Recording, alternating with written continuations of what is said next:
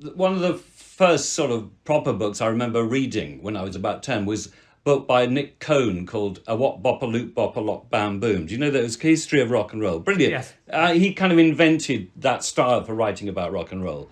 Uh, but there's a little bit on Cliff Richard, and he just said, well, I think it was Cliff Richard, he's just a blank canvas, so everyone could project their dreams. This is the early Cliff Yes. Richard.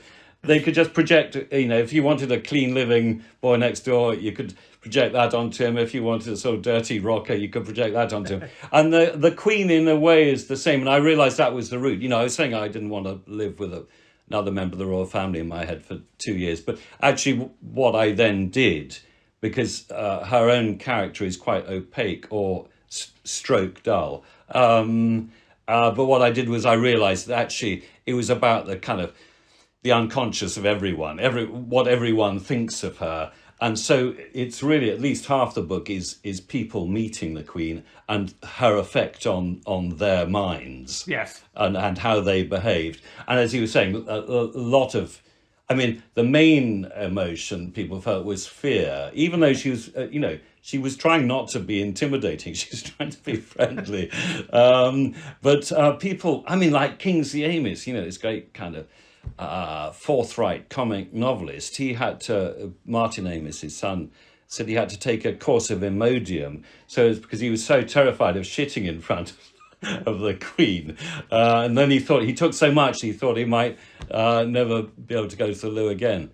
And a friend of mine, who was an editor, was asked to one of her lunches. She'd have these lunches for bigwigs, sort of about 10 or 12, sportsmen or captains of industry. Anyway, he was invited to that, and before he went in, a courtier said, "Oh, I would advise you to spend a penny before you go in." So, and he said, "Oh, I don't think that'll be necessary." He said, "Well, some people have had accidents, and these are very, grand, sophisticated people, and so it is strange." And then they reckon about, I can't remember what it is, about a half of British people have had dreams about the Queen. Yes. And so you can't get away from her. So in a way, her real character is unimportant. I mean, I sort of touch on it. There are these little indicators to her real character. Yeah. But the main thing was also because she couldn't, her job was to ask questions and she wouldn't answer questions. So you couldn't ask questions of her.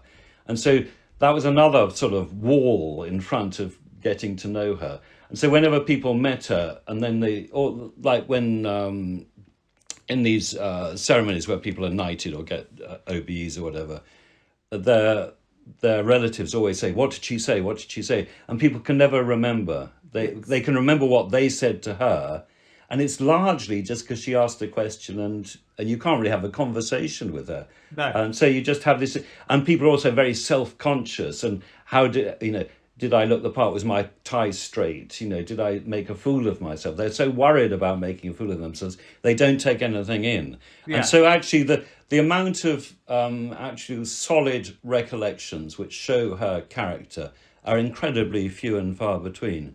Yeah. I saw a when I was doing a kind of book tour, bookshops and literary festivals and things.